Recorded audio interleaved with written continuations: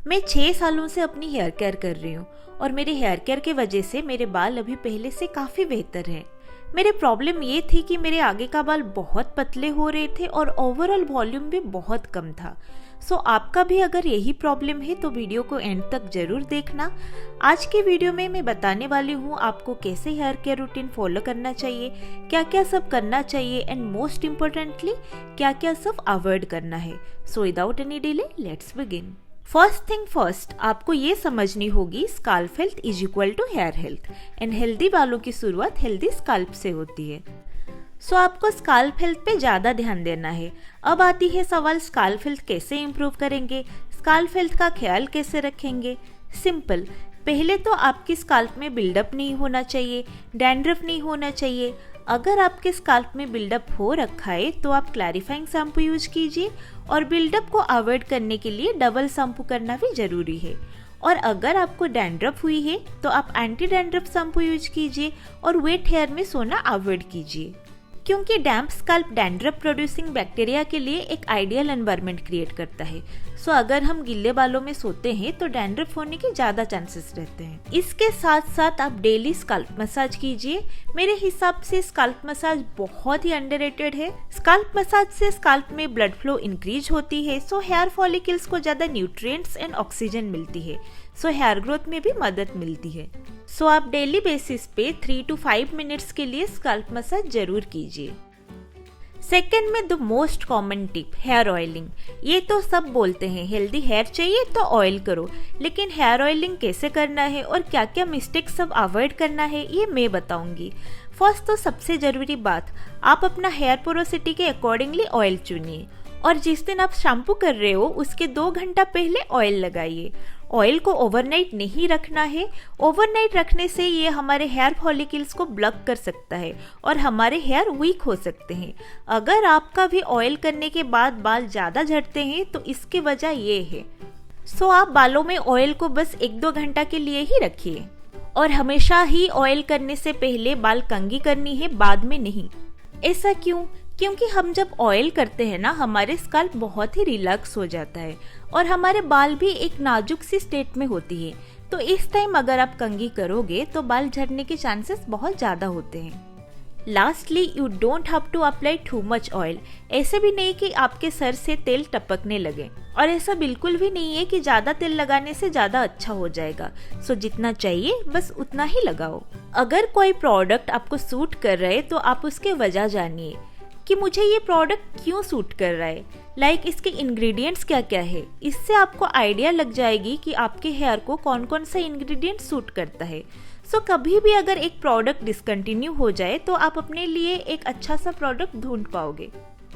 आप सोच भी नहीं सकते रोज हमारे बालों के साथ जेंटल रहने से हमारे हेयर हेल्थ में कितनी ज़्यादा इम्प्रूवमेंट हो सकती है।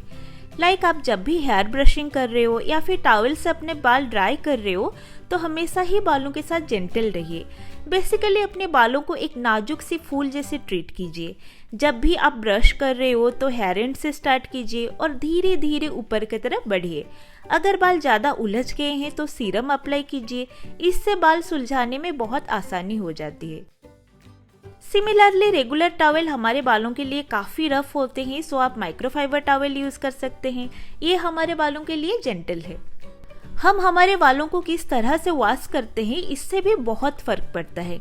जैसे कि शैम्पू करने के बाद भी अगर आपके हेयर ऑयली लग रहे हैं तो इसका मतलब है आप अच्छे से अपने स्काल्प को साफ नहीं किए हो।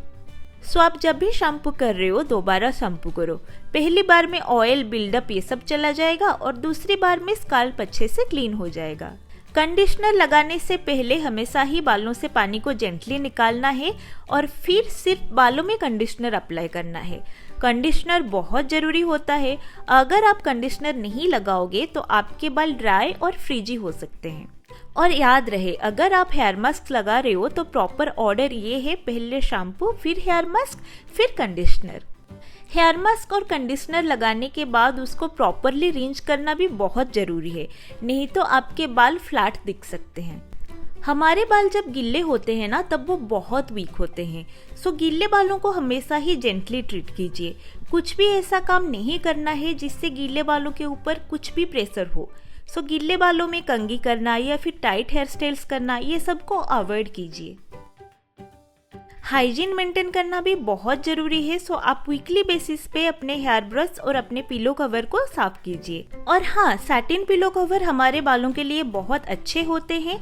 सो आप उसे यूज़ कर सकते हो। ऑनलाइन में ये बहुत सस्ते में मिल जाते हैं। सो मैं ये रेकमेंड करूँगी आप सैटिन पिलो कवर ज़रूर इस्तेमाल कीजिए। जैसे कि मैंने पहले बताया, हेयर के साथ जेंटल रहना चाहिए। कोई भी ऐसा काम नहीं करना चाहिए जिससे हेयर में प्रेशर हो। सो आप टाइट हेयर स्टाइल्स को अवॉइड कीजिए। बार बार टाइट हेयर स्टाइल्स करने से आपके बाल पतले हो जाएंगे और बाल झड़ने का भी ज़्यादा चांसेस रहते हैं। सो आप प्रोटेक्टिव हेयर स्टाइल्स कीजिए। अच्छे अच्छे क्यूट क्यूट हेयर एक्सेसरीज लाइए सो दैट आपके बाल प्रोटेक्टिव हेयर स्टाइल्स में भी अच्छे लगेंगे। नाइट हेयर रूटीन बहुत इंपॉर्टेंट है। सोने से पहले आपको अपने बालों को डिटेंगल करना बहुत ज़रूरी है, नहीं तो सुबह उठने के बाद आपके बाल बहुत उलझे हुए होंगे। एंड इस टाइम आप बाल को डिटेंगल करने के बाद 2-3 ड्रॉप्स ऑफ सीरम अपने बालों के मिड लेंथ से लेके हेयर एंड्स तक जरूर अप्लाई कीजिए। ऐसे में आपके बाल मॉइस्चराइज्ड होके रहेंगे। एंड सोने से पहले हमेशा ही आप लूज ब्रेड करके सोइए। ऐसे में आपके बालों के साथ कम मैनिपुलेशन होगा और बाल भी अच्छे रहेंगे। सो ये था आज का वीडियो। अगर वीडियो आपको अच्छी लगी हो तो लाइक, शेयर एंड सब्सक्राइब करना ना भूलें। मिलते हैं नेक्स्ट वीडियो में। बाय।